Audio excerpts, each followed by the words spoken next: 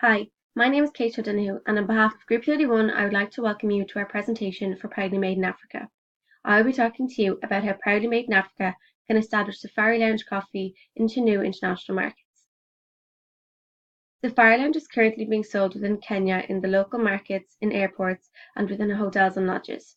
As of now, it is solely based in Kenya. However, we believe it has the potential to be marketed into many other countries. Two markets that my group and I believe that Safari Lounge will succeed in are Finland and Dubai. Ultimately, we have chosen these markets as they have higher end customers which Safari Lounge were looking to appeal to. We've created two SWOT analysis tables. In the Finland SWOT table in strengths, we see that it has the highest coffee consumption per capita in the world, and already Kenya makes up to 3.8% of the coffee market within Finland. When we look at the Dubai strengths, it is obvious that it is a luxurious, populated area, which makes for a large potential market. When looking at the two SWOT diagrams, you may notice that they share the same weaknesses, threats, and opportunities. Both markets have wealthy consumers, which gives Safari Lounge an opportunity to make a dent in the market with their high-quality coffee. In terms of challenges, Finland are a huge consumer of coffee, meaning it may prove difficult for Safari Lounge to create a distinguishable taste as there are already so many brands of coffee on the market. They are also used to marketing Kenyan consumers, therefore Safari Lounge would have to try to understand the Finnish market more. An example of an approach they could take is to target Formula One racing fans, as it is the most popular sport within Finland. Dubai's culture and language are very important when expanding into their market. Safari Lounge Coffee would need to consider cultural differences and educate themselves on the Arabic language.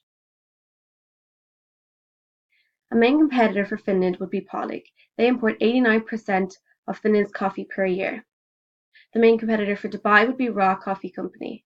They roast about 2.7 tons of organic and ethnically traded Arabica beans each week and supply to shops and restaurants across the country. When marketing a product, you must look at every aspect from its image to market research to seasonality. One of the ways to market the product is to consider logos. They are very important as they give a brand a personality and make it distinguishable from other similar products. Channels are another essential part of marketing. It is how the company will make its profit. Contacting buyers through fair trade is a good step to take. An example of this is the Helsinki Coffee Festival. Coffees and teas can be tried by the audience, and the best coffee shop and roastery in Finland are chosen by the audience. In terms of pricing, Finland's coffee market has three segments, these being upper, middle, and lower end. The middle end, which ranges from €12 to €29 per kilogram, would be the most ideal option for Safari Lounge coffee, as their recommended retail price is between €20 and €32 per kilogram. This still appeals to the higher end consumer. We have looked at qualitative research when it comes to the market research, as we believe it should be a priority for Safari Lounge coffee. I think they should focus on focus groups and online groups to obtain their information, as well as ethnographic research. This involves observing or interacting with the Finnish or Dubai participants in order to fully immerse themselves in their culture. It has been found there has been an increase of coffee consumption between the ages of 18 to 39, particularly that of specialty and flavoured coffees.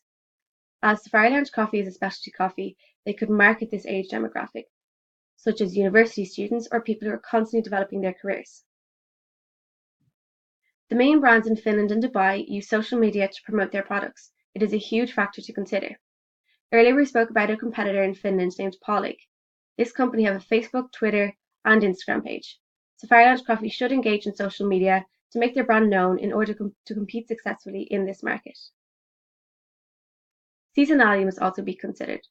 Marketing and sales can be increased during the snow months, which occur between November and May. As everyone loves a warm drink in the cold, Safari Lounge Coffee could contain a perfect body warmer for the coldness. We've decided to reevaluate the unique selling point for Safari Lounge Coffee. We feel that they identify as a high market who are internet savvy, offering specialty brands that are grown with Kenya's smallholding farm communities, therefore presenting the perfect hot drink for the Finnish market. Having reviewed how Safari Lounge Coffee can break into the Finnish market, we believe they should increase their online presence and utilise their competitors' marketing channels. Following these guidelines will create a marketing strategy, engagement, brand equity, and ultimately success. I would like to thank you for your time. I hope you enjoyed the presentation, and I welcome any further questions that you may have.